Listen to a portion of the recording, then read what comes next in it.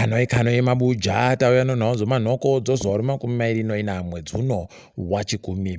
Wanhu bato reZanu-PF wabvumira nayo kuti wachabvumira ba kuti wanhu vari kunze kwenyika wagoite zvokuvhota kana nguva yesarudzo yakwana. Chero zvirango zvoupfumi zvindoripo, idi zvinotorwadza mabi angu. Tinenge tichivimbawo kuti peno wanhu vari kunze kwenyika wachagobvumiwawo kuti wagovhota.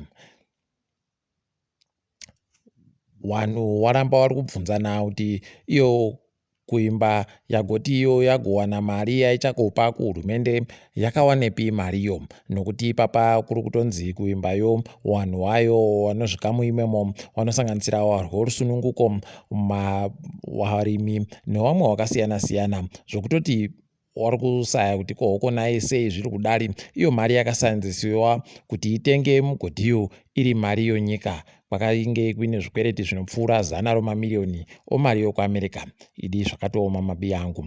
Wachiwenga nyasi wagotambira zvinhu zvokuseenzesa zvabva kuwaChina zvinosvika milioni nomazana mana ozviuru zvomadhora okuAmerica chaiwo.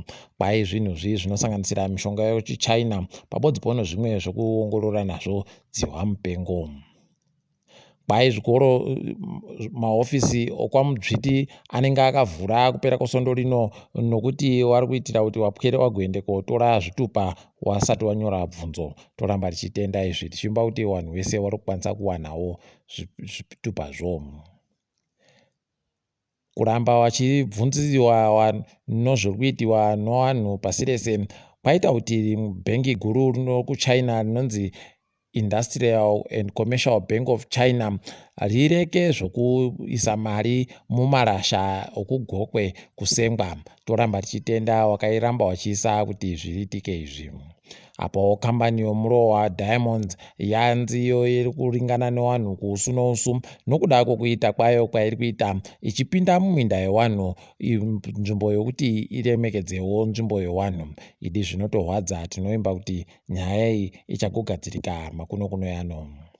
Kwai mapurisa ari kuramba achisimbisa mupfigwa wakaisiwa nehurumende zvokutoti kana mabhazi chaiwo ozupuko ari kubatiwa achiendesiwa kumakamba omapurisa nonyaya yokuti wari kutekaira usiku. Idi tinangwarira mabi angu, tireke kugotekaira usiku. Kuno kandege kari beuzikana kuti ndekani kana kuti kaburika munyika muno nei, asi kaburika kachienda kuDubai kakasvika mapakwedza anyasi. Pari bagoziva kuti kafamba sei kana kuti kamka kainei.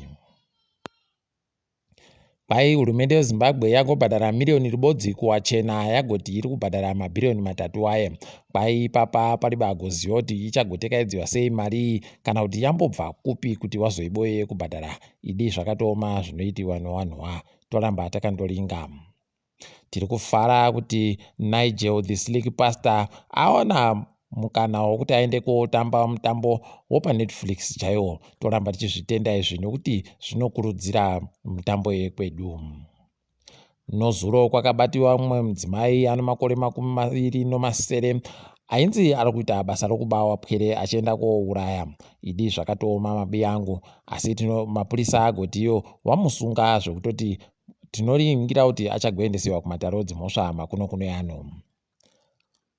Mai Mugabe ipapa vanogona kundoikochera pautsi nokuti ipapa wari kunzi wakuendesiwa pokare kumatare dzimhosva nokuda kwokuwaka wagoita muzinda unochengeta nherera kumazoe. Kwai ipopo wakanga watora purazi romunhuyo zviribe kana kutsarukana. Toramba takandoringa tichiziva hedu kuti ukararama nokutorera wanhu newo uchatorehwawo. Wana murairidzi wari pasi pebato rawo rinonzi Artus wari kuita basa rokupisa matsamba anoratidza kuti wari kutambira mari nokuda kwokuratidzira kwawo. Wari kuti iwo mari yakanyorwa mumapepayo inotenga chinhu ba zvokutoti iri kuwahwadza, saka wari kuramba wachindopisa wachiitira kuti wana muturi ncuve wagozive kuti paribe chisvinyu chawari kuvaitira.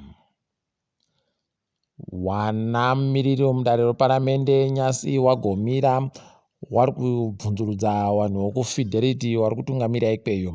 Waratidza pachena kuti goridhe zhinji riri kubiwa richitekaidziwa kunze kwenyika zvisiri pamutemo, asi shomaro ndiro racho riri kubva raendesiwa ufidelity ko idi zvakatooma nokuti wokufidelity wo waribe kana kuti wagoziva kuti wachagozvitekaidza sei kuti zvireke ugodare katori kadembo chaiko kari kuitira kunhuhwa nyasi tiri ngedu dzopasirese. Kuno wairi wachena womuSouth Africa wagoti tsakatika nomari yevanhu inoita mabhiriyoni mairi anozvuru mazana mairi zvomamiliyoni iri mumari yopadande mutande yobitcoin. Idi zviri kuhwadza vazhinji ipapa, vamwe vachagona kana kutozviuraya chaiko nokufunga mari yavatsakatisiwa iyi. Botswana yati yauraya vanhu vatatu vanga vari kuita zvokuisana nemapurisa anopfuti wari kufungidzirwa kuti vanhu vekuZimbabwe. Apo tanyara kuBotswana, muteedzeri womutungamiri wenyika ikweyo aenda koparura toilet iyo rudzi rwebreya. Zvinotohwadza mabi angu. Kwaiyo kwaangora vanogara kunze kwenyika wakuchibvumiwa kuti wapinde musarudzo dzokuvhota. Toramba tichitenda nyika dziri kuita kuti zvidari. Idi mutungamiri weAngora anenge atomira kusimba kuti utongi hwevanhu vazhinji hurambe huchienderera mberi. Kwai nyika yoBritain yakushuda ichirambidza kushambadziwa kwezvidyiwa zvinokonzeresa kusimba kwevanhu kwakanyanyisa. Toramba tichiti kwai izvi zvinofanira kuti zviitiwe kwese kwese, asi heno mabi angu kuti zvichagobudirira chere nokutoti vanhu kwedu tatosuwawo kuti tidyewo zvikafu zvakadaro daro. Anonzi Warren Buffett ari mumwe wevana muzvina mabhiriyoni wemari yekuAmerica chaiyo, kwai agopa mari inoita mabhiriyoni 4 kune vanhu vanoita masangano okubatsira vanhu.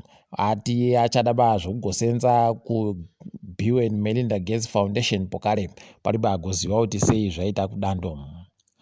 Elon Musk mukaatikidzwa kanyasi ati panozopera gore rino kunenge kwaita kuti dande mutande rache rigone kutekeshera zvokuti ribatiwe pasi rese. Idi zvikadaro zvinogona kuriga makambaniwo mafoni akaita sana Econet anodhura maningi pasi. Tiri ipapo mabi angu. Aiwa panyasi topetera zvirauro pano. Ndini wenyu mhanduwe WeNhau.